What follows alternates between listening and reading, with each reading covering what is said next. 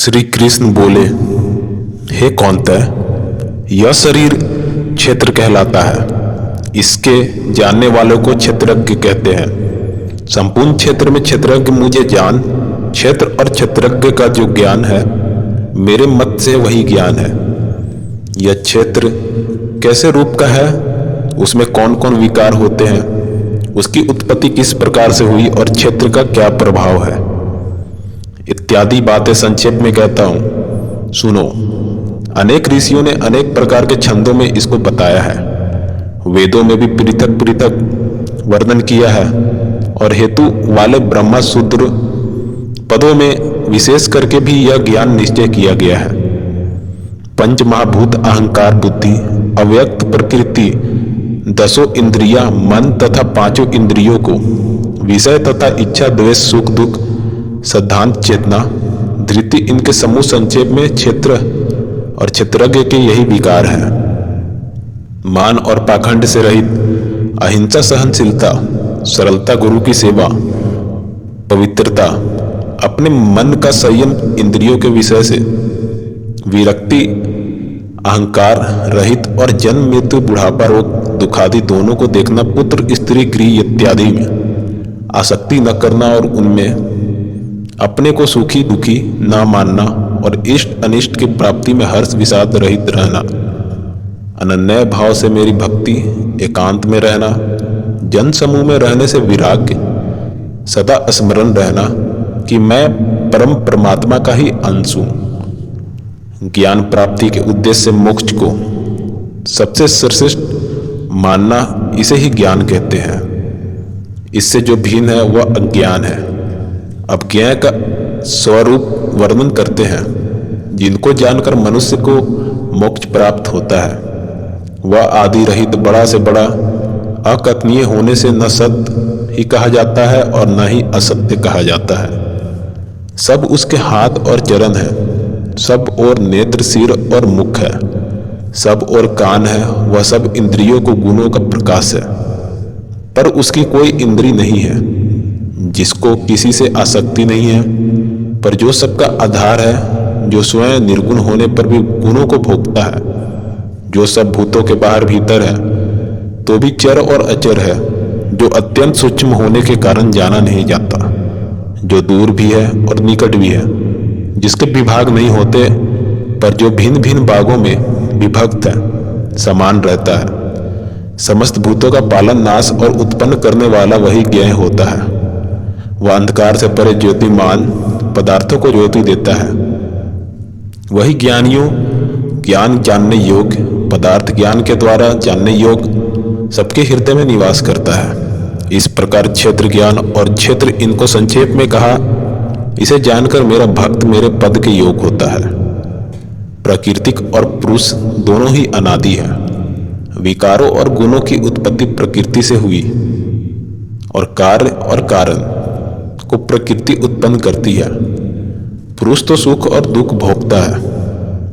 प्रकृति में पुरुष रहता है, प्रकृति के गुणों का उपभोग करता है। तद अनुसार उत्तम तथा अधम योनि में जन्म लेता है। इस देह में उसे उपद्रष्टा अनुमंता भर्ता भोक्ता महेश्वर परमात्मा और परम सुख पुरुष कहते हैं। इस प्रकार के गुण के साथ प्रकृति और पुरुष को जानता है, उसका रहन सहन चाहे जैसा हो, पुनः जन्म नहीं होता। कोई ध्यान से, कोई सांख्य योग से और कोई कर्म योग के द्वारा अपने को आत्मा में देखते हैं, परंतु कोई तो इस प्रकार से न जानते हुए भी दूसरों से सुनकर ध्यान करते हैं और श्रद्धा से सुनकर वे मृत्यु के पार चले जाते हैं।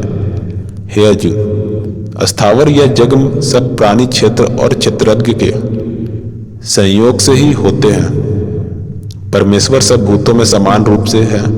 भूतों के नष्ट होने पर भी उनका नाश नहीं होता।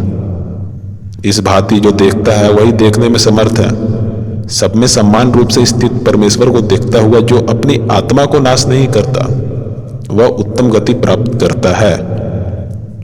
जो यह देखता है कि प्रकृति द्वारा सब कर्म होते हैं और आत्मा को अकर्ता मानते हैं, वास्तव में वही मानव देवता है।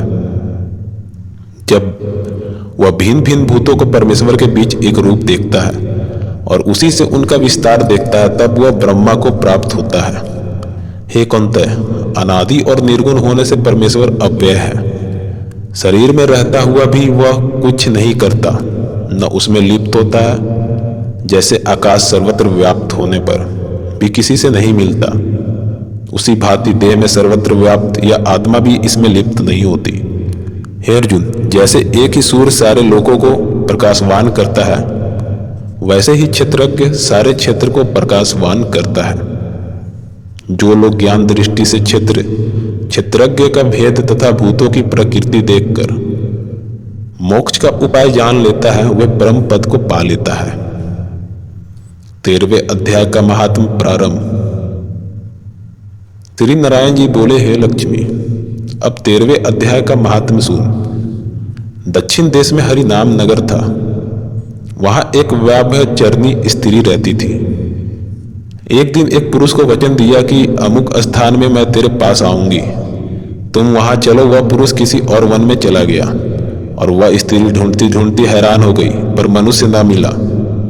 सांझ पड़ गई। गणिका प्रीतम का नाम लेकर पुकारने लगी। इतने में वह पुरुष मिला। दोनों प्रसन्न होकर बैठे। इतने में एक शेर आया और गणिका को खा लिया। वह देवदूत धर्मराज के पास गणिका को ले गए। धर्मराज ने हुक्म दिया, इसको चंडालनी को जन्म देवो। श्री नारायण जी कहते हैं, हे लक्ष्मी, उसने गणिका की देह त्याग कर चंडाली देह पाई। कई दिन पीछे एक दिन नर्मदा नदी के किनारे चलती थी। वहां क्या देखा कि एक साधु गीता के 13वें अध्याय का पाठ करता है। उसने सुन लिया। जब अध्याय पढ़ के भोग पाया, चंडाली के प्राण छूट गया। देवदेही पाई आकाश से विमान आए, जिस पर बैठकर वैकुंठ चली गई। तब श्री नारायण जी ने कहा, हे लक्ष्मी, यह 13वें अध्याय का महत्व है। जो प्रीति के साथ पढ़ते हैं उनका फल कहा नहीं जाता। अजनानेपन से भी पढ़े तो परम धाम को प्राप्त होता है।